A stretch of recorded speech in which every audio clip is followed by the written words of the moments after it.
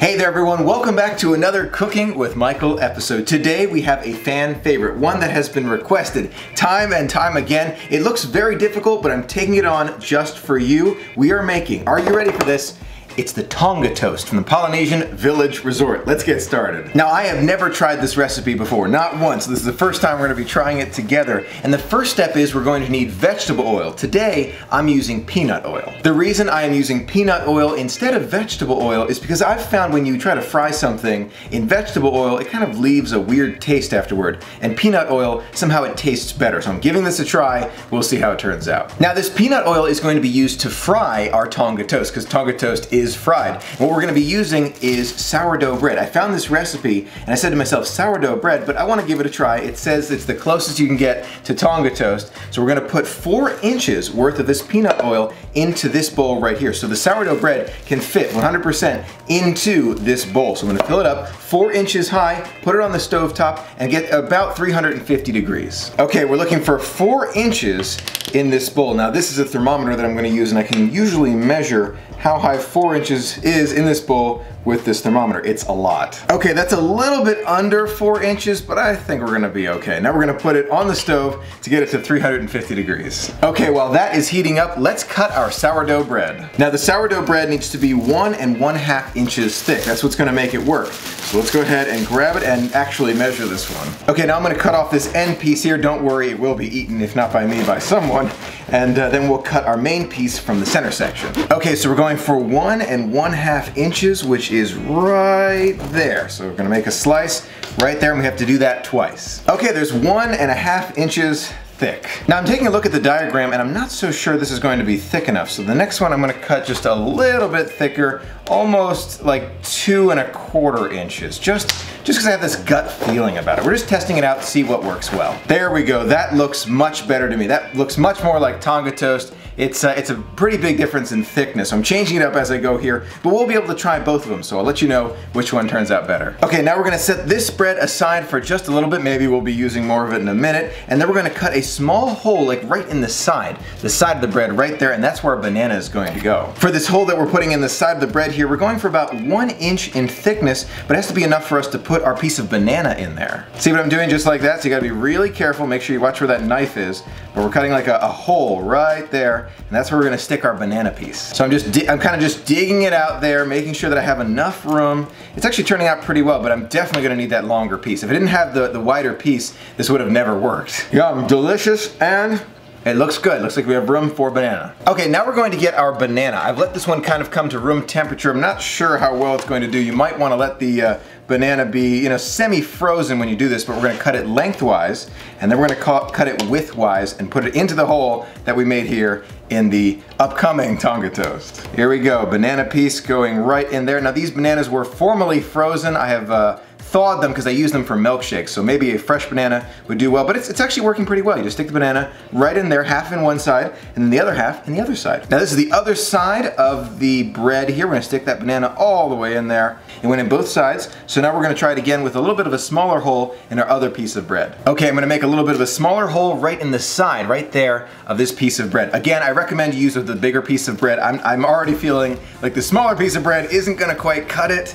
but I wanted to give it a try for you. All right, let's give this one a try with our other 2 pieces of banana. Remember, we're taking kind of a half of each and sticking it right in the center. Don't be afraid to get those fingers dirty. Make sure you wash your hands before making any food, but especially ones that you have to kind of use your fingers to get the banana in there. It's going, it's kind of like a banana mush, but it's getting in there. You can see it's kind of cut on the side here that didn't really maintain that shape too well, but I think it's still gonna taste great. Okay, here's our other side. Again, having some difficulty with the size of this bread. It's kind of tough to, you're kind of like sticking it in the side. See what I'm doing there? I'm kind of like shoving it in the side. It's supposed to go in a little hole, but that's okay. It'll make it. I'm sure no matter what, it's going to taste delicious. But what I'd recommend is you use a bigger piece, maybe even 2 1/2 inches thick. It'll probably be much easier, but we're gonna taste test and see which is better. Now that both of our pieces of bread are done, we're gonna set them aside, and then we're gonna get our cinnamon and sugar and mix them in a nice small bowl. Okay, now we need 1/3 of a cup of sugar. Again, you want this bowl to be pretty small. It's just meant for mixing it together. So there's our 1/3 of a cup of sugar. Along with that sugar, we're going to need 1 teaspoon of cinnamon. And there we go, 1 teaspoon. Now we're going to mix these two together using a fork, and then and once they're all mixed together, we're gonna set this bowl aside for a little bit later. Now we're gonna get another small bowl, and this one has to be large enough to fit your largest piece of bread. See, it totally covers the largest piece of bread. So we're gonna set the bread aside for a second. We're gonna mix together the egg, the milk, and the vanilla in this bowl. All right, there is one delicious looking egg. 1/4 cup of milk, 1/2 teaspoon of vanilla. Now we're going to mix these three ingredients together super well, and as soon as they're done, we're going to set them aside as well. While I was mixing this up, I took a look at the stovetop, and it looked like the temperature was getting a little bit over 350, so make sure you keep an eye on it while you're doing everything else. Now for the next step, what we're going to do is fully immerse this piece of bread into the milk, egg, and vanilla mix that I have in front of me here, and let it get soaked for a few seconds, and then what I'm going to do is I'm going to bring it over to the stove and fry it until it is lightly golden brown. Okay, here we go, a few seconds on each side. Now I might need to make another milk and egg concoction here just for both pieces of bread, but that's not a bad thing. We want this to really taste like Tonga toast. Let's just let it fully get soaked in there. A few seconds on each side, let it take its time. You can take a look at it and re-submerge it if you think it would be good, but yeah, that's definitely working there. But we're definitely going to need more of the milk, egg, and vanilla mix for our second piece of bread. Okay, now I'm going to bring the bread over to the frying pan, put the whole piece of bread in, and then fry it and bring it right back. Now you can see it's slowly coming along. I just keep flipping it over and over until it gets golden brown. You got to keep a close eye on it as you're frying it here. Now it's still on the fryer, but what I'm doing is I'm putting some napkins down here so that I can put my drying rack right over it. See what I'm doing there? So it'll drip down onto those paper towels there as soon as it's done. Look at this. It looks fantastic. Just golden brown. Let me see if I can't get it out of there.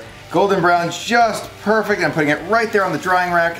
Wow, that looks amazing! Now I'm going to make that second piece of bread in just a second, but before I do, while it's still hot, I want to kind of dip it in this cinnamon sugar mix just a little bit, especially on those edges. Just try and get it completely coated, and then any part that I miss, I will cover it myself, just sprinkle it on top. Next time I'm definitely going to use this bigger bowl for this so that I can fully put it in there. But now what I'm going to do is just put it in there kind of by hand, right on top. Look at all that, it looks delicious. And if you put excess on top, it's not a problem at all. It'll just drip off, or you could, you know, eat it. That is looking fantastic. Let's flip it over here and just do the other side while it's still hot. Don't forget those sides as well. Some of the sides don't get coated as well as you might like, so you gotta get those sides coated too. It's gonna taste delicious. Okay, that looks amazing. I want to eat it so badly, but I'm not going to. I'm gonna wait until we have our second piece of bread done. I'm gonna set this aside, and then I'm gonna make a little bit more of the cinnamon and sugar mix along with the egg, milk, and vanilla mix for our next piece of bread. I keep going back and forth as I'm doing this to check the oil temperature on the stovetop. It's kind of hard to manage. You gotta keep it right in 350 or as close as possible. There's 1/3 cup of sugar, 1 teaspoon cinnamon, mixing it up, and then what I'm gonna do is I'm gonna put it on a plate, so that what I can do with this piece of bread is put that on the plate with all the sugar on there, flip it over, and do the other side. It'll make it much easier than trying to sprinkle on top like I did with the other piece. 1/4 cup of milk,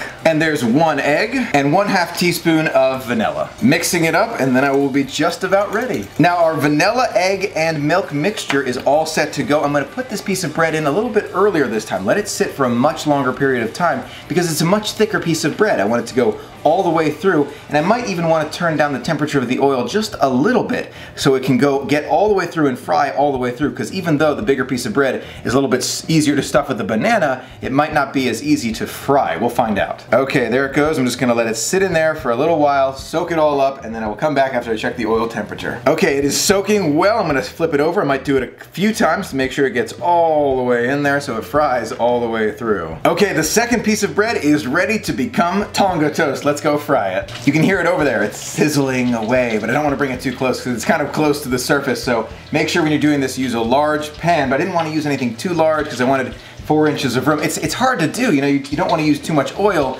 but at the same time, you don't want it to overflow. It's a tough one, but it is hopefully going to taste amazing. Now while that is frying away, I'm going to put a little bit of our cinnamon and sugar mix right on this plate right here so that I can dip the piece of bread right in it, and I can cover it completely with this cinnamon sugar. Now it's almost ready. I'm going to get ready for it, but what I have to keep doing is turn it over and over to make sure that it looks perfect. Golden brown on both sides. Let's go get it. Look at that piece right there. Golden brown. Looks fantastic. Let's set it right there on the drying rack, and then I'll come back and coat it with cinnamon sugar. Take a look at the color right there. Golden brown. Looks fantastic. Let's dip it right there in the cinnamon sugar. There we go. That's the great way to do it. It'll cover it completely. Yes, it does, just about. And then we will cover the other side.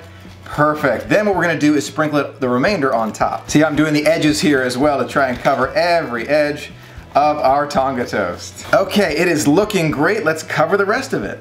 Okay, now I'm gonna just cover the other side here, and I cannot wait to try it. Take a look at these. Don't they look amazing? They're cinnamon, sugar, bread, banana, perfect Tonga toast. I wanna see if it tastes as good as it looks. Now I'm going to use the cutting board here, and I'm gonna cut two pieces, one from the larger piece and one from the smaller piece, and we'll see which one tastes better. Okay, smaller piece first. Are you ready? Here we go. Wow. Oh my gosh, I'm telling you, this is Tonga toast. This is 100%, it tastes just like it. The only difference, and it's super subtle, is the outside is a little bit more chewy than the rest of it, but not like crazy chewy, not like you can't eat it. It tastes amazing. It's like unique Tonga toast. I love this. Oh my gosh, highly recommend the small piece. Wow. I am amazed with how well that came out. I'm shocked. That is unbelievable. All right, are you ready for the larger piece? Let's see if it's better, worse, or the same. Bon appetit. There's almost no difference. There's almost no difference. The only thing is, with the smaller one, the banana has more of a prominent taste to it. So the banana got closer to the edges on the smaller one for obvious reasons. It's smaller. The larger one has less of the banana closer to the far edges, but more of it in the center. Let's take a second bite. Oh my gosh. Wow. Wow. Wow. You gotta try this one. This is beyond good, super good, amazingly good. I can't stop eating it. All right, I gotta take a break for a minute just to end the video, but I'm definitely gonna be eating the rest of that. That is super good. I sure hope you enjoyed making this delicious Tonga toast with me. I highly recommend you give it a try at home. It really wasn't that difficult, but it tastes unbelievable. I mean, this is really Disney magic at home. Highly recommend it. Let me know in the comments below if you give it a try. I want to hear from you, or if you're planning to, and what you think of it. So come back, let me know in the comments what you thought of it. Is it too chewy on the outside, or you thought it was just right and tasted just like the Polynesian? Looking forward to reading your comments. Thank you so much for being a part of the magic with me. Until next time, have a magical day.